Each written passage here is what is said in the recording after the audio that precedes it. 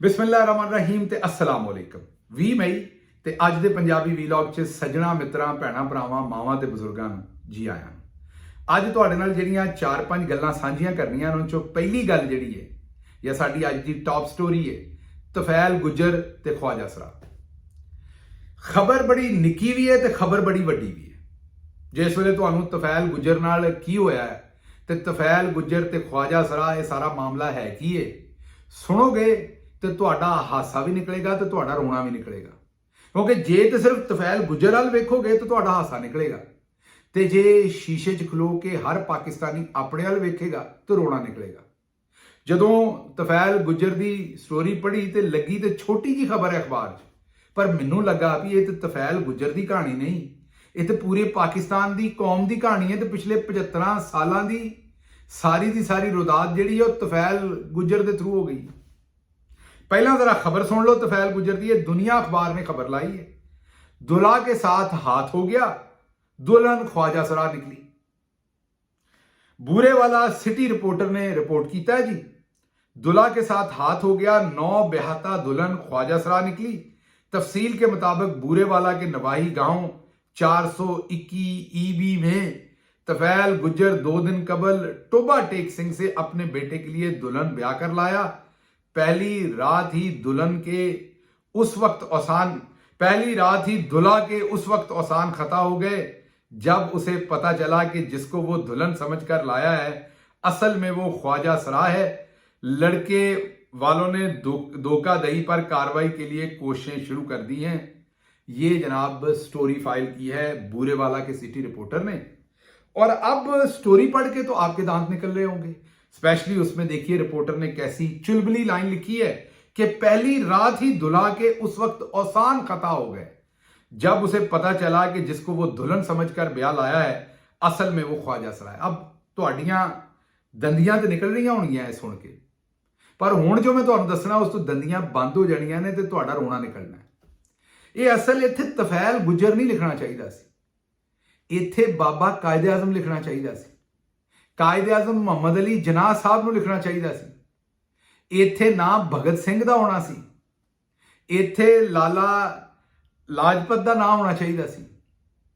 ਇੱਥੇ ਜਿੰਨੇ ਸਾਡੇ ਤਹਿਰੀਕੇ ਆਜ਼ਾਦੀ ਜਿਹੜੀ ਲਾਰਜਰ ਬਰੇ ਸਗੀਰ ਦੇ ਵਿੱਚ ਜਿੰਨਿਆਂ ਨੇ ਵੀ ਤਹਿਰੀਕੇ ਆਜ਼ਾਦੀ ਵਾਸਤੇ ਜਾਨਾਂ ਦਿੱਤੀਆਂ ਕੋਸ਼ਿਸ਼ਾਂ ਕੀਤੀਆਂ ਉਹਨਾਂ ਸਾਰਿਆਂ ਦਾ ਇੱਥੇ ਨਾਮ ਹੋਣਾ ਚਾਹੀਦਾ ਸੀ ਤੁਫੈਲ ਗੁੱਜਰ ਦੇ ਥਰੂ।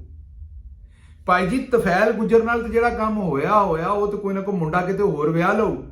ਇਹ ਸਾਡੇ ਵੱਡਿਆਂ ਨੇ ਵੀ ਪਾਕਿਸਤਾਨ ਇਹ ਹੀ ਸੋਚ ਕੇ ਬਣਾਇਆ ਸੀ ਵੀ ਇਹਦੇ ਚੋਂ ਸਾਨੂੰ ਕੋਈ ਅੱਗੋਂ ਸਕੂਨ ਲੱਭੇਗਾ, ਕੋਈ ਇੱਜ਼ਤ ਬਰਾਬਰ ਦੀ ਲੱਭੇਗੀ, ਆਜ਼ਾਦੀ ਲੱਭੇਗੀ, ਅਗਲੀਆਂ ਨਸਲਾਂ ਜਿਹੜੀਆਂ ਨੇ ਉਹ ਆਰਾਮ ਨਾਲ ਬਹਿਣਗੀਆਂ। ਅਸੀਂ ਵੀ ਵਿਆਹ ਹੀ ਕੀਤਾ ਸੀ ਆਪਣੇ ਵੱਲੋਂ, ਇਹ ਮੁਲਕ ਹੀ ਬਣਾਇਆ ਸੀ ਤੇ ਅੱਗੋਂ ख्वाजा सरा ਨਿਕਲ ਆਇਆ ਕੰਮ। ਇਹ 76 ਸਾਲ ਤੋਂ ਤੁਹਾਨੂੰ ਸਾਰਿਆਂ ਨੂੰ ਵੀ ਅੱਗੋਂ ख्वाजा सरा ਹੀ ਨਿਕਲਿਆ ਹੋਇਆ। ਪਰ ਗੱਲ ਇਹ ਵੀ ਤੁਸੀਂ ਕਿਸੇ ਨੂੰ ਦੱਸਦੇ ਨਹੀਂ ਵੀ ਸਾਡੇ ਔਸਾਨ ਖਤਾ ਹੋ ਗਏ ਨੇ। ਹੁਣ ਤੁਹਾਨੂੰ ਪਤਾ ਲੱਗਾ ਹੈ ਕਿ ਸਾਡੇ ਪੂਰੀ ਕੌਮ ਦੇ ਔਸਾਨ ਖਤਾ ਹੋ ਗਏ ਨੇ। 76 ਸਾਲਾਂ ਬਾਅਦ ਤੁਹਾਨੂੰ ਪਤਾ ਲੱਗਾ ਹੈ ਵੀ ਗੋਰਾ ਸਾਹਿਬ ਗੋਰੀ ਚਮੜੀ ਵਾਲਾ ਚਲਾ ਗਿਆ ਤੇ ਇਹ ਜਿਹੜੀ ਬਦਰੰਗੀ ਚਮੜੀ ਵਾਲਾ ਗੋਰਾ ਸਾਹਿਬ ਹੈ ਉਹ ਤੁਹਾਨੂੰ ਦੇ ਗਿਆ। ਇਹ ਜਿਹੜਾ ਅਸੀਂ ਮੁੰਡਾ ਵਿਆਹਿਆ ਸੀ ਬਾਬਾ ਕਾਇਦ ਆਜ਼ਮ ਸਾਹਿਬ ਜਿਹੜੇ ਸਨ ਉਹ ਗਏ ਸਨ, ਉਹਨਾਂ ਪਾਕਿਸਤਾਨ ਨਾਂ ਦਾ ਮੁੰਡਾ ਆਪਣਾ ਜਿਹੜਾ ਵਿਆਹਿਆ ਸੀ। ਅੱਗੋਂ ਤੁਹਾਡੇ ਲਈ ਵੀ ਜਨਾਬ ਦੁਲਹਨ ਦੇ ਥਾਂ ਤੇ ख्वाजा सरा ਹੀ ਨਿਕਲਿਆ। ਮਤਲਬ ਤੁਹਾਡੀ ਕਿਸਮਤ 'ਚ ਵੀ ਕੋਈ ਫਲ ਨਹੀਂ ਨਿਕਲਿਆ, ਕੋਈ ਆਜ਼ਾਦੀ ਨਹੀਂ ਨਿਕਲੀ, ਕੋਈ ਸਕੂਨ ਨਹੀਂ ਨਿਕਲਿਆ, ਤੁਹਾਡੇ ਨਾਲ ਵੀ ਹੱਥ ਹੀ ਹੋ ਗਿਆ। ਉੱਥੋਂ ਲੋਕੀ ਆਪਣਾ ਸਭ ਕੁਝ ਛੱਡ ਕੇ ਤੁਰੇ ਸਨ ਕਿ ਜੀ ਉੱਥੇ ਜਾ ਕੇ ਮੁਸਲਮਾਨਾਂ ਦਾ ਅਲੱਗ ਮੁਲਕ ਬਣਾਉਣਾ ਹੈ, ਨਾਲ ਮਾਈਨੋਰਿਟੀਜ਼ ਦਾ ਵੀ ਉਨਾ ਹੀ ਮੁਲਕ ਹੈ ਜ਼ਾਹਿਰ ਹੈ। ਲੇਕਿਨ ਮੁਸਲਮਾਨਾਂ ਨੂੰ ਤੇ ਇਹ ਨਾਰਾ ਦਿੱਤਾ ਸੀ ਵੀ ਇਹ ਮੁਸਲਮਾਨਾਂ ਦਾ ਅਲੱਗ ਮੁਲਕ ਹੋਣਾ ਜਿੱਥੇ ਤੁਸੀਂ ਬਰਾਬਰੀ ਦੇ ਹਕੂਕ ਹੋਣਗੇ, ਤੁਹਾਡੇ ਇੱਜ਼ਤ ਨਾਲ ਜ਼ਿੰਦਗੀ ਗੁਜ਼ਾਰ ਸਕੋਗੇ, ਇੱਕ ਕਾਨੂੰਨ ਹੋਏਗਾ, ਇੱਕ ਆਈਨ ਹੋਏਗਾ। ਉਹ ਕਾਨੂੰਨ ਨਹੀਂ ਜਿਹੜਾ 1919 ਚ ਐਕਟ ਪਾਸ ਕੀਤਾ ਸੀ ਅੰਗਰੇਜ਼ ਬਹਾਦਰ ਨੇ ਕਿ ਜਿੰਨੂੰ ਮਰਜ਼ੀ ਜਿੱਥੋਂ ਮਰਜ਼ੀ ਚੁੱਕ ਲਓ ਤੇ ਉਹਦੀ ਜ਼ਮਾਨਤ ਵੀ ਅਪਲਾਈ ਨਹੀਂ ਹੋਏਗੀ ਤੇ ਉਹਨੂੰ ਮੇਰਾ ਖਿਆਲ 60 ਦਿਨ ਸਨ ਕਿ 90 ਦਿਨ ਸਨ ਉਹ ਅੰਗਰੇਜ਼ ਸਰਕਾਰ ਆਪਣੇ ਕੋਲ ਰੱਖ ਸਕਦੀ ਹੈ ਬਗੈਰ ਅਦਾਲਤ 'ਚ ਪੇਸ਼ ਕਰਨ ਤੋਂ ਤੇ ਜ਼ਮਾਨਤ ਵੀ ਨਹੀਂ ਲੱਭੇਗੀ। ਇਹ ਜਿਸ ਵੇਲੇ ਕਾਨੂੰਨ ਪਾਸ ਹੋਇਆ 1918-1919 ਦੇ ਵਿੱਚ ਤੇ ਜਿਹੜੇ ਬਰੇ ਸਗੀਰ ਦੇ ਲੋਕ ਸਨ ਉਹਨਾਂ ਦੇ ਦਿਲ ਟੋਟੇ ਹੋ ਗਿਆ ਕਿਉਂਕਿ ਜੰਗੇ ਅਜ਼ੀਮ ਅਵਲ ਖਤਮ ਹੋ ਕੇ ਹਟੀ ਸੀ ਤੇ ਇਥੋਂ ਹਿੰਦੁਸਤਾਨ ਦੇ ਬੜੇ ਸਾਰੇ ਜਵਾਨ ਉੱਥੇ ਜਾ ਸ਼ਹੀਦ ਹੋਏ ਸਨ, ਜਾਨਾਂ ਦਿੱਤੀਆਂ ਸਨ ਮਲਕਾ ਬਰਤਾਨੀਆ ਦੀ ਜੰਗ ਲੜਦਿਆਂ ਹੋਇਆਂ ਤੇ ਬਰਤਾਨੀਆ ਉਹ ਜੰਗ ਜਿੱਤਿਆ ਸੀ। ਤੇ ਬਰੇ ਸਗੀਰ ਦੇ ਲੋਕ ਇਹ ਸੋਚ ਰਹੇ ਸਨ ਵੀ ਹੁਣ ਅੰਗਰੇਜ਼ ਸਾਡੀ ਥੋੜੀ ਜਿਹੀ ਇੱਜ਼ਤ ਕਰਨਾ ਸ਼ੁਰੂ ਹੋਏਗਾ, ਅਸੀਂ ਇਹਨਾਂ ਵਾਸਤੇ ਜਾ ਕੇ ਉੱਥੇ ਜੰਗ ਲੜੀਏ, ਇਹਨਾਂ ਵਾਸਤੇ ਆਪਣੀਆਂ ਜਾਨਾਂ ਦਿੱਤੀਆਂ ਨੇ ਤੇ ਹੁਣ ਸਾਨੂੰ ਥੋੜਾ ਜਿਹਾ ਬਰਾਬਰੀ ਦਾ ਸਲੂਕ ਦੇਣਗੇ, ਥੋੜੀ ਜਿਹੀ ਇੱਜ਼ਤ ਕਰਨਗੇ। ਉਹਨਾਂ ਇੱਜ਼ਤ ਦੇਣ ਦੀ ਬਜਾਏ ਇੱਕ ਅੱਧੇ ਸਾਲ 'ਚ ਹੀ ਵਾਪਸ ਆ ਕੇ ਉਹਨਾਂ ਨੇ ਜਨਾਬੇ ਵਾਲਾ 1919 ਦਾ ਐਕਟ ਪਾਸ ਕਰ ਦਿੱਤਾ, ਜਿਹਦੇ 'ਚ ਇਹ ਕੀਤਾ ਕਿ ਜੀ ਜਿਹਨੂੰ ਮਰਜ਼ੀ ਚੁੱਕ ਲਓ ਤੇ ਜ਼ਮਾਨਤ ਵੀ ਨਹੀਂ ਹੋਣੀ। ਉਹਦੇ ਇhtਜਾਜ ਦੇ ਵਿੱਚ ਮੁਸਲਮਾਨ, ਸਿੱਖ, ਹਿੰਦੂ, ਕ੍ਰਿਸਚੀਅਨ ਬਾਹਰ ਨਿਕਲੇ ਤੇ ਜਲਿਆਂਵਾਲਾ 'ਚ ਮਾਈਕਲ ਡਾਇਰ ਨੇ ਗੋਲੀਆਂ ਚਲਵਾ ਕੇ ਉੱਥੇ ਕਈ ਹਜ਼ਾਰਾਂ ਬੰਦੇ ਜਿਹੜੇ ਉਹ ਕਤਲ ਕਰ ਦਿੱਤੇ। ਉਦੋਂ ਤੇ ਖਵਾਜਾ ਸਰਾ ਨਿਕਲਿਆ ਹੀ ਨਿਕਲਿਆ ਸੀ, ਮੈਂ ਕਿਸਮਤ ਦੇ ਹਿਸਾਬ ਨਾਲ ਕਹਿਣਾ, ਉਦੋਂ ਤੇ ਮਹਿਕੂਮ ਸਾਂ, ਉਦੋਂ ਤੇ ਕਿਸਮਤ ਨੇ ਖੋਟਾ ਕੀਤਾ ਹੀ ਸੀ ਸਾਰਾ ਕੰਮ। ਉਹਨਾਂ ਸਾਰੀਆਂ ਕੁਰਬਾਨੀਆਂ ਦੇ ਕੇ ਸਾਡੇ ਵੱਡਿਆਂ ਨੇ ਸੋਚਿਆ ਸੀ ਵੀ ਚਲੋ ਸਾਡੀ ਵੀ ਕੋਈ ਇੱਜ਼ਤ ਦੀ ਜ਼ਿੰਦਗੀ ਹੋਏਗੀ, ਬਰਾਬਰੀ ਦੀ ਜ਼ਿੰਦਗੀ ਹੋਏਗੀ, ਅਸੀਂ ਵੀ ਕਿਸੇ ਵਤਨ ਨੂੰ ਆਪਣਾ ਵਤਨ ਆਖਾਂਗੇ, ਉੱਥੇ ਸਾਨੂੰ ਵੀ ਸਾਰੇ ਵਫਾਦਾਰ ਆਖਣਗੇ, ਸਾਨੂੰ ਵੀ ਗੱਦਾਰ ਆਖਣ ਤੋਂ, ਕਿਉਂਕਿ ਅੰਗਰੇਜ਼ ਬਹਾਦਰ ਜਿਹਨੂੰ ਦਿਲ ਕਰਦਾ ਸੀ ਗੱਦਾਰ ਬਣਾ ਦਿੰਦਾ ਸੀ। ਭਗਤ ਸਿੰਘ ਨੂੰ ਟੰਗ ਦਿੰਦਾ ਸੀ ਸੂਲੀ ਦੇ ਉੱਤੇ ਆਪਣੀ ਗੱਲ ਕਰਨ ਦੇ ਉੱਤੇ, ਸ਼ਾਇਰਾਂ ਨੂੰ ਫੜ ਲੈਂਦਾ ਸੀ, ਪ੍ਰਿੰਟਿੰਗ ਪ੍ਰੈਸ ਨੂੰ ਫੜ ਲੈਂਦਾ ਸੀ, ਲੋਕਾਂ ਨੂੰ ਫੜ ਕੇ ਜੇਲ੍ਹਾਂ 'ਚ ਦੇ ਦਿੰਦਾ ਸੀ, ਸਜ਼ਾਵਾਂ ਦੇ ਦਿੰਦਾ ਸੀ, ਦੇਸ਼ ਨਕਾਲਾ ਕਰ ਦਿੰਦਾ ਸੀ। ਤੇ ਲੋਕਾਂ, ਸਾਡੇ ਬਜ਼ੁਰਗਾਂ ਨੇ ਸੋਚਿਆ ਵੀ ਚਲੋ ਮੁਲਕ ਬਣਾਉਣੇ ਆ ਤੇ ਉੱਥੇ ਸਾਨੂੰ ਚੱਲ ਕੇ ਸਕੂਨ ਹੋਏਗਾ। ਇੰਝ ਹੀ ਜਿਵੇਂ ਤਫੈਲ ਗੁੱਜਰ ਟੋਬਾ ਟੇਕ ਸਿੰਘ ਨੂੰ ਤੁਰ ਪਿਆ ਪੁੱਤ ਵਿਆਹਣ ਵਾਸਤੇ, ਉੱਥੋਂ ਦੁਲਹਨ ਲੈ ਕੇ ਆਇਆ ਵੀ ਹੁਣ ਪੁੱਤਰ ਵਿਆਹਿਆ, ਕੋਈ ਸਾਲ 2 ਸਾਲ ਬਾਅਦ ਕੋਈ ਦੋਤਰਾ ਪੁੱਤਰ ਆਪਣਾ ਕੋ ਪੋਤਰਾ ਹੋਏਗਾ, ਪੋਤਰੀ ਹੋਏਗੀ, ਨਸਲਗਾਂ ਚੱਲੇਗੀ ਤੇ ਇਹ ਹੋਏਗਾ ਤੇ ਉਹ ਹੋਏਗਾ। ਮੁੰਡੇ ਨੇ ਵੀ ਪਤਾ ਨਹੀਂ ਕਿਹੜੇ ਕਿਹੜੇ ਖਾਬ ਵੇਖੇ ਹੋਣ। ਹੁਣ ਜਿਹੜੀਆਂ ਤੁਹਾਡੀਆਂ ਦੰਦੀਆਂ ਨਿਕਲਦੀਆਂ, ਹੋਇਆ ਤੁਹਾਡੇ ਸਾਰਿਆਂ ਨਾਲ ਵੀ ਇਹੀ ਹੈ। ਔਰ ਰੌਲਾ ਸਿਰਫ ਇਹ ਵੀ ਤਫੈਲ ਗੁੱਜਰ ਦੇ ਪੁੱਤਰ ਨੇ ਰਿਪੋਰਟਰ ਨੂੰ ਕਹਾਣੀ ਸੁਣਾਤੀ ਹੈ ਤੇ ਉਹਨੇ ਲਿਖ ਦਿੱਤੀ ਹੈ, ਤੁਸੀਂ ਸੁਣਾਉਣ ਜੋਗੇ ਵੀ ਨਹੀਂ ਜੇ ਦੁਨੀਆ 'ਚ ਕਿਤੇ। ਇਹ ਜੋ ਅੰਗਰੇਜ਼ ਸਰਕਾਰ ਕਰਦੀ ਸੀ ਤੁਹਾਡੇ ਨਾਲ ਉਹ ਹੀ ਨਹੀਂ ਹੋ ਰਿਹਾ। 1919 'ਚ ਉਹਨਾਂ ਆਖਿਆ ਵੀ ਚੁੱਕ ਲਓ ਜਿਹਨੂੰ ਮਰਜ਼ੀ, ਜ਼ਮਾਨਤ ਵੀ ਨਹੀਂ। ਉਹ ਭਾਈ ਜੀ ਉਹ ਤਾਂ ਫਿਰ ਵੀ ਦੱਸ ਕੇ ਚੁੱਕਦੇ ਸਨ ਵੀ ਅਸੀਂ ਲੈ ਕੇ ਚੱਲੇ, ਹੋਣ ਵਾਲੇ ਦੱਸ ਕੇ ਵੀ ਨਹੀਂ ਚੁੱਕਦੇ। ਅੱਜ ਜੋ ਜਸਟਿਸ ਮੋਹਸਨ ਅਖਤਰ ਕਿਆਨੀ ਦੀ ਅਦਾਲਤ ਦੇ ਵਿੱਚ ਅਹਿਮਦ ਫਰਾਦ ਜਿਹੜਾ ਸਹਾਫੀ ਤੇ ਸ਼ਾਇਰ ਹੈ ਉਹਦੇ ਬਾਰੇ ਹੋਇਆ, ਉੱਥੋਂ ਆਪ ਹੀ ਸੋਚ ਲਓ। ਅੱਜ ਜੱਜ ਸਾਹਿਬ ਪਿਛਲੀਆਂ 3-4 ਪੇਸ਼ੀਆਂ ਤੋਂ ਸਿੱਧਾ ਨਾਂ ਲੈ ਕੇ ਆਖਣ ਡਏ ਨੇ ਵੀ ISI ਚੁੱਕ ਕੇ ਲੈ ਗਈ ਤੇ ISI ਕੋਲੋਂ ਬੰਦਾ ਲੈਣਾ। ਤੇ ਹੁਣ ਉਹਨਾਂ ਦੀ ਬੇਗਮ ਨੇ ਵੀ ਦੱਸ ਦਿੱਤਾ ਹੈ, ਅਹਿਮਦ ਫਰਾਦ ਦੀ ਨੇ, ਕਿ ਵੀਕਐਂਡ ਦੇ ਉੱਤੇ ISI ਮੇਰੇ ਨਾਲ ਰਾਬਤੇ 'ਚ ਰਹੀ ਹੈ ਤੇ ਉਹਨਾਂ ਕਿਹਾ ਵੀ ਤੁਸੀਂ ਪਟੀਸ਼ਨ ਵਾਪਸ ਲਵੋ ਤੇ ਤੁਹਾਡਾ ਬੰਦਾ ਦੇ ਦਿੰਦੇ। ਅਦਾਲਤ ਤੇ ਝੂਠ ਬੋਲੋ ਵੀ ਆਪੇ ਹੀ ਕਿਤੇ ਫਿਰਨ ਤੁਰਨ ਚੱਲ ਗਿਆ ਸੀ, ਇਹਨੂੰ ਅਗਵਾ ਨਹੀਂ ਸੀ ਕੀਤਾ। ਜੇ ਤੁਹਾਡੇ ਬਜ਼ੁਰਗਾਂ ਨੂੰ ਪਤਾ ਹੁੰਦਾ ਵੀ ਇਹ ਹੋਣਾ, ਜੇ ਅਹਿਮਦ ਫਰਾਦ ਦੇ ਬਜ਼ੁਰਗਾਂ ਨੂੰ ਪਤਾ ਹੁੰਦਾ ਵੀ ਇਹ ਹੋਣਾ ਤੇ ਉਹਨਾਂ ਜਨਾਬੇ ਵਾਲਾ ਐਸ ਖਾਤੇ 'ਚ ਕਿਉਂ ਪੈਣਾ ਸੀ? ਉਹਨਾਂ ਕਹਿਣਾ ਸੀ ਵੀ ਜੇ ਇਹ ਹੀ ਛਿੱਤਰ ਖਾਣੇ ਨੇ ਤੇ ਉੱਥੇ ਹੀ ਖਾਣੇ ਜਿੱਥੇ ਪਹਿਲਾਂ ਬੈਠੇ ਆ। ਅਗਰ ਫੈਜ਼ ਅਹਿਮਦ ਫੈਜ਼ ਸਾਹਿਬ ਨੂੰ, ਹਬੀਬ ਜਾਲਬ ਨੂੰ, ਫਾਤਮਾ ਜਨਾਹ ਸਾਹਿਬਾ ਨੂੰ, ਇਮਰਾਨ ਖਾਨ ਨੂੰ, ਸ਼ਹਿਬਾਜ਼ ਗਿੱਲ ਨੂੰ ਜਾਂ ਦੂਸਰਿਆਂ ਨੂੰ ਪਤਾ ਹੁੰਦਾ, ਜਾਂ ਸਾਡੇ ਬਜ਼ੁਰਗਾਂ ਨੂੰ ਪਤਾ ਹੁੰਦਾ ਕਿ ਸਾਡੇ ਜਿਹੜੇ ਦੋਤਰੇ ਪੋਤਰੇ ਨੇ ਉਹਨਾਂ ਨੂੰ ਗਾਂ ਗੱਦਾਰ ਆਖਿਆ ਜਾਣਾ, ਉਹਨਾਂ ਤੇ 122, 124, 131 ਇਹਦੇ ਪਰਚੇ ਦੇਣੇ ਨੇ ਜਿਹੜੇ ਅੰਗਰੇਜ਼ ਸਰਕਾਰ ਨੇ ਗੱਦਾਰੀ ਦੇ ਕਾਨੂੰਨ ਬਣਾਏ ਸਨ, ਬਗਾਵਤ ਦੇ, ਸੈਡੀਸ਼ਨ ਦੇ।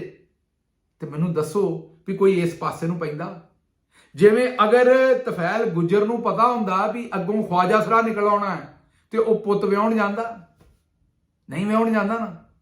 ਤੇ ਕਹਿਣ ਦਾ ਮਤਲਬ ਮੇਰਾ ਇਹ ਹੈ ਕਿ ਅਸੀਂ ਕਈ ਵਾਰੀ ਸਾਡੇ ਲਾਗੇ ਚਾਗੇ ਆਸੇ ਪਾਸੇ ਜੋ ਕੁਝ ਹੁੰਦਾ ਉਹਦੇ 'ਚ ਦੰਦ ਬੜੇ ਕੱਢਦੇ ਹਾਂ, ਲੇਕਿਨ ਜਦੋਂ ਆਪਣੀ ਹਾਲਤ ਵੇਖਦੇ ਹਾਂ, ਅੱਜ ਹਾਲਤ ਕੀ ਹੈ?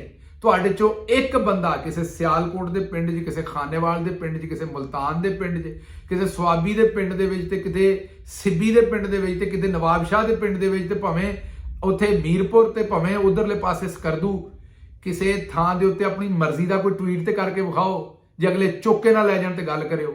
ਜੇ ਮਾਈਕਲ ਡਾਇਰ ਵਾਲਾ ਕੰਮ ਤੁਹਾਡੇ ਨਾਲ ਨਾ ਕੀਤਾ ਜਾਏ ਤਾਂ ਫਿਰ ਗੱਲ ਕਰਿਓ, ਗੱਲ ਤੇ ਕਰੋ, ਸੋਚ ਕੇ ਤੇ ਵੇਖੋ, ਆਜ਼ਾਦੀ ਦੀ ਗੱਲ ਕਰਕੇ ਤੇ ਵੇਖੋ, ਆਪਣੀ ਆਜ਼ਾਦ ਸ਼ਹਿਰੀ ਤਰ੍ਹਾਂ ਕੋਈ ਮਰਜ਼ੀ ਕਰਕੇ ਤੇ ਵੇਖੋ ਸੋਹਣਿਓ, ਤੇ ਤੁਹਾਨੂੰ ਅਗਲੇ ਦੱਸ ਦੇਣਗੇ ਵੀ ਕਿੰਨੇ 20-100 ਹੁੰਦਾ।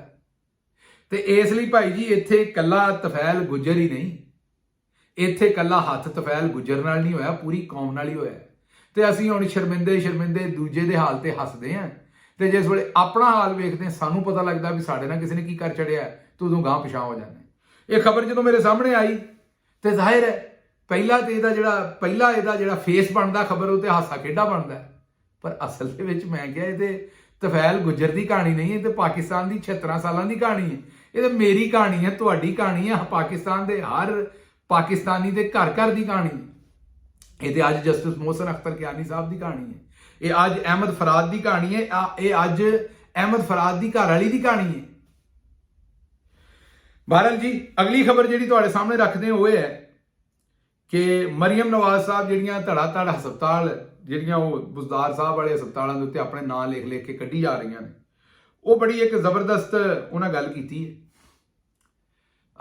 ਅਤਰ ਕਾਜ਼ਮੀ ਸਾਹਿਬ ਨੇ ਉਹਨਾਂ ਆਖਿਆ ਵੀ ਇਹ ਨਾ ਹੁਣ ਰੱਬ ਕਰੇ ਕਿ ਇਹ ਨਾ ਹੋਵੇ ਕਿ ਜਿਹੜਾ ਐਕਸਰੇ ਉੱਥੋਂ ਮਰੀਜ਼ ਕਰਾਵੇ ਆ ਕੇ ਤੇ ਬਾਜੀ ਨੂੰ ਮਸ਼ਹੂਰੀ ਦੀ ਇੰਨੀ ਆਦਤ ਪਾਈ ਹੈ ਵੀ ਮਰੀਜ਼ ਆਪਣੀ ਛਾਤੀ ਦਾ ਐਕਸਰੇ ਕਰਾਏ ਤੇ ਉੱਤੇ ਤਸਵੀਰ ਬਾਜੀ ਦੀ ਨਿਕਲ ਆਏ, ਜਾਂ ਗੋਡੇ ਦਾ ਐਕਸਰੇ ਕਰਾਏ ਤੇ ਉੱਤੇ ਤਸਵੀਰ ਬਾਜੀ ਦੀ ਨਿਕਲ ਆਏ ਐਕਸਰੇ ਦੇ ਵਿੱਚੋਂ। ਗੱਲ ਉਹਨਾਂ ਦੀ ਬਿਲਕੁਲ ਠੀਕ ਹੈ, ਮਾਮਲਾ ਇੱਥੋਂ ਤੱਕ ਹੀ ਅਪੜੇ ਹੋਏ ਨੇ, ਬਾਜੀ ਦਾ ਦਿਲ ਵੀ ਇਹੀ ਕਰਨਾ। ਅੱਛਾ ਜੀ, ਤੁਸੀਂ ਅਗਲੀ ਖਬਰ ਜਿਹੜੀ ਉਹ ਇਰਾਨੀ ਸਦਰ ਦੇ ਬਾਰੇ ਤੁਹਾਨੂੰ ਦੱਸ ਦਈਏ ਤੁਰੇ ਤੁਰੇ ਜਾਂਦੇ। ਤੁਹਾਨੂੰ ਪਤਾ ਹੀ ਹੈ ਕਿ ਇਰਾਨੀ ਸਦਰ ਦਾ ਹੈਲੀਕਾਪਟਰ ਜਿਹੜਾ ਉਹ ਇਤਵਾਰ ਵਾਲੇ ਦਿਨ ਡਿੱਗ ਕੇ ਤਬਾਹ ਹੋ ਗਿਆ। 3 ਹੈਲੀਕਾਪਟਰ ਸਨ ਟੋਟਲ, ਜਿਨ੍ਹਾਂ ਚੋਂ ਇੱਕ ਦੇ ਵਿੱਚ ਇਰਾਨੀ ਸਦਰ ਬੈਠੇ ਸਨ, ਔਰ ਆਜ਼ਰਬਾਈਜਾਨ ਔਰ ਇਰਾਨ ਦੀ ਸਰਹੱਦ ਤੇ ਉਹਨਾਂ ਇੱਕ ਡੈਮ ਦਾ ਇਫਤਤਾਹ ਕੀਤਾ ਤੇ ਉੱਥੋਂ ਵਾਪਸ ਆ ਰਹੇ ਸਨ। ਤੇ ਇਰਾਨ ਦਾ ਸੂਬੇ ਵੀ ਨੇ ਦੋ, ਇੱਕ ਮਸ਼ਰਕੀ ਆਜ਼ਰਬਾਈਜਾਨ ਤੇ ਇੱਕ ਮਗਰਬੀ ਆਜ਼ਰਬਾਈਜਾਨ। ਜਿਹੜਾ ਮਸ਼ਰਕੀ ਆਜ਼ਰਬਾਈਜਾਨ ਉਹਨਾਂ ਦਾ ਸੂਬਾ, ਉੱਥੇ ਹੈਲੀਕਾਪਟਰ ਡਿੱਗਿਆ। 12 ਘੰਟੇ ਇਰਾਨ ਵਾਲਿਆਂ ਨੇ ਇਹੀ ਆਖਿਆ ਕਿ ਜੀ ਉਹ ਫੋਰਸ ਲੈਂਡਿੰਗ ਹੋਈ ਹੈ, ਹਾਰਡ ਲੈਂਡਿੰਗ ਹੋਈ ਹੈ, ਤਬਾਹ ਨਹੀਂ ਹੋਇਆ ਜਹਾਜ਼। ਲੇਕਿਨ ਉਹ ਜਿਹੜੇ ਸਿਆਕੋ ਸਬਾਗ ਤੇ ਗੱਲਾਂ ਬਾਤਾਂ ਜਿਹੜਾ ਅਸੀਂ ਗਵੇੜ ਲਾ ਸਕਦੇ ਸਾਂ, ਜਿਹੜੀਆਂ ਚੀਜ਼ਾਂ ਸਾਡੇ ਸਾਹਮਣੇ ਆ ਰਹੀਆਂ ਸਨ, ਉਹ ਸਮਝ ਆ ਰਹੀਆਂ ਸਨ, ਉਹਨਾਂ ਸਾਰੀਆਂ ਗੱਲਾਂ ਤੋਂ ਇਹ ਗੱਲ ਸਮਝ ਆਉਂਦੀ ਸੀ ਵੀ ਅਸਲ ਦੇ ਵਿੱਚ ਹਾਦਸਾ ਹੋ ਗਿਆ ਹੈ ਤੇ ਇਰਾਨੀ ਸਦਰ ਜਿਹੜੇ ਨੇ ਉਹ ਫੌਤ ਹੋ ਗਏ ਨੇ। ਤੇ ਇਹ ਦੱਸਣ ਨਹੀਂ ਰਹੇ ਲੋਕਾਂ ਨੂੰ ਕਿ ਉਹ ਜਾਂਬਾਗ ਹੋ ਗਏ ਨੇ, ਸ਼ਹੀਦ ਹੋ ਗਏ ਨੇ। ਇਹ ਬੁਨਿਆਦੀ ਤੌਰ ਤੇ ਲੋਕਾਂ ਨੂੰ ਇਸ ਲਈ ਨਹੀਂ ਦੱਸਣ ਰਹੇ ਕਿ ਆਪਣੇ ਆਪ ਨੂੰ ਕੁੰਝ ਰਹੇ ਨੇ, ਆਪਣੇ ਮਾਮਲਾਤ ਨੂੰ ਪਹਿਲੇ ਕੁੰਝ ਰਹੇ ਨੇ ਕਿ ਸਾਰੇ ਹਾਲਾਤ ਨੂੰ ਕੰਟਰੋਲ ਕਰ ਲਈ ਹਕੂਮਤ ਦੇ, ਕਿਹਨੂੰ ਨਾਇਬ ਬਣਾਉਣਾ, ਕਿੰਨੇ ਟੇਕ ਓਵਰ ਕਰਨਾ, ਫੇਰ ਐਲਾਨ ਕਰਾਂਗੇ। ਉਹੀ ਹੋਇਆ। ਫਿਰ 14-15 ਘੰਟਿਆਂ ਬਾਅਦ ਉਹਨਾਂ ਨੇ ਫਿਰ ਐਲਾਨ ਕਰ ਦਿੱਤਾ ਕਿ ਜੀ ਮਲਬਾ ਲੱਭ ਗਿਆ ਤੇ ਉਹਦੇ ਵਿੱਚੋਂ ਉਹਨਾਂ ਦੀ ਵਜ਼ੀਰ ਖਾਰਜਾ, ਉਹਨਾਂ ਦੇ ਸਦਰ, ਹੋਰ ਵੀ 13 ਬੰਦੇ ਸਨ ਟੋਟਲ। ਉਹਦੇ ਵਿੱਚ 13 ਬੰਦਿਆਂ ਦੀ ਕੈਪੈਸਿਟੀ ਸੀ ਉਹਦੀ ਹੈਲੀਕਾਪਟਰ ਦੀ। ਤੇ ਇਹ ਬੜਾ ਅਫਸੋਸਨਾਕ ਵਾਕਿਆ ਹੋਇਆ। ਇਹਦੇ ਨਾਲ ਬੜੀ ਵੱਡੀ ਜੰਗ ਸ਼ੁਰੂ ਹੋ ਸਕਦੀ ਹੈ ਸਾਰੇ ਇਲਾਕੇ 'ਚ, ਕਿਉਂਕਿ ਹੁਣ ਅਗਰ ਤੇ ਇਹ ਹਾਦਸਾ ਹੋਇਆ ਤੇ ਫਿਰ ਤੇ ਠੀਕ ਹੈ, ਲੇਕਿਨ ਇਹ ਲੱਗਦਾ ਨਹੀਂ ਕਿ ਹਾਦਸਾ ਹੋਇਆ ਜਿਹੋ ਜਿਹੇ ਦੇ ਹਾਲਾਤ ਨੇ, ਕਿਉਂਕਿ ਦੂਸਰੇ 2 ਹੈਲੀਕਾਪਟਰ ਤੇ ਠੀਕ ਰਹੇ ਨੇ। ਤੇ ਅਗਰ ਇਹ ਹਾਦਸਾ ਨਹੀਂ ਹੋਇਆ ਤੇ ਫਿਰ ਇਹਦੇ ਵਿੱਚ ਕਿਸੇ ਮੁਲਕ ਦਾ ਹੱਥ ਹੈ ਤੇ ਫਿਰ ਇਰਾਨ ਤੇ ਆਪਣਾ ਬਦਲਾ ਲੈਣ ਦੀ ਕੋਸ਼ਿਸ਼ ਕਰੇਗਾ ਤੇ ਕੰਮ ਫਿਰ ਦੂਰ ਤੱਕ ਅੱਪੜ ਸਕਦਾ ਹੈ। ਬਹਰਹਾਲ ਹੁਣ ਤੱਕ ਜਿਹੜੀ ਇਤਲਾਤ ਨੇ ਸਾਡੇ ਕੋਲ ਉਹ ਇਹੀ ਨੇ ਕਿ ਇਰਾਨ ਦੇ ਵਿੱਚ ਬੜਾ ਸ਼ਦੀਦ ਗਮੋ ਗੁੱਸਾ ਹੈ, ਔਰ ਅਗਰ ਅੱਲਾ ਨਾ ਕਰੇ ਇਰਾਨ ਤੇ ਇਜ਼ਰਾਈਲ ਦਾ ਇਹ ਜੋੜ ਪੈ ਗਿਆ ਇਸ ਗੱਲ ਦੇ ਉੱਤੇ ਤੇ ਫਿਰ ਇਹ ਜੰਗ ਬੜੇ ਕੋਈ ਛੋਟੇ ਪੈਮਾਨੇ ਤੇ ਨਹੀਂ, ਮੈਨੂੰ ਤੇ ਤੀਸਰੀ ਆਲਮੀ ਜੰਗ ਜਿਹੜੀ ਹੁੰਦੀ ਨਜ਼ਰ ਆ ਰਹੀ। ਇਹ ਬਹੁਤ ਹੀ ਮੈਂ ਇਹ ਕਹਾਂਗਾ ਕਿ ਬੜੀ ਪਰੇਸ਼ਾਨ ਕੁਨ ਔਰ ਅਫਸਰਦਾ ਸੂਰਤ ਹਾਲ ਹੈ, ਕੋਈ ਚੰਗੀ ਸੂਰਤ ਹਾਲ ਨਹੀਂ ਹੈ।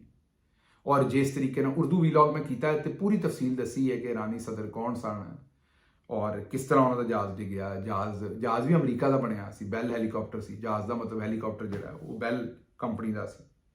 13 ਬੰਦੇ ਉਹਦੇ ਵਿੱਚ ਬਹਿ ਸਕਦੇ ਸਨ। ਤੇ ਬੜੀ ਬਹਰਹਾਲ ਅਫਸੋਸ ਦੀ ਗੱਲ, ਧੁੰਦ ਬੜੀ ਸੀ ਉੱਥੇ, ਨਜ਼ਰ ਕੁਝ ਨਹੀਂ ਸੀ ਆ ਰਿਹਾ ਸੀ, ਬੜਾ ਟਾਈਮ ਲੱਗ ਗਿਆ।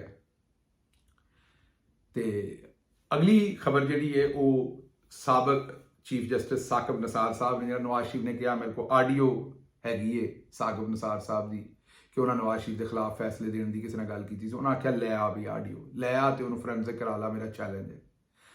ਤੇ ਵੇਖਨੇ ਜੀ ਹੁਣ ਨਵਾਜ਼ ਸ਼ਰੀਫ ਸਾਹਿਬ ਜਿਹੜੇ ਉਹ ਚੈਲੰਜ ਕਬੂਲ ਕਰਦੇ ਨੇ ਤੇ ਆਡੀਓ ਲੈ ਕੇ ਆਉਂਦੇ ਨੇ ਕਿ ਬਸ ਝੂਠੋ ਝੂਠ ਚਤਾਲੀਏ। ਇਹ ਦੇਖਨੇ ਲਓ ਜੀ, ਮੈਨੂੰ ਦਿਓ ਇਜਾਜ਼ਤ। ਤੇ ਤਫੈਲ ਗੁੱਜਰ ਵਾਲੀ ਗੱਲ ਤੇ ਹੱਸੇ ਤੇ ਜ਼ਰੂਰ ਹੋ, ਲੇਕਿਨ ਸੋਚਿਓ ਜ਼ਰੂਰ ਵੀ ਜੋ ਤਫੈਲ ਗੁੱਜਰ ਨਾ ਹੋਇਆ ਸਾਰਾ ਤੁਹਾਡੇ ਬਜ਼ੁਰਗਾਂ ਤੋਂ ਲੈ ਕੇ ਹੁਣ ਤੱਕ ਤੁਹਾਡੇ ਸਾਰਿਆਂ ਨਾਲ ਵੀ ਹੋਈ ਹੈ। ਰੱਬ ਰੱਖ।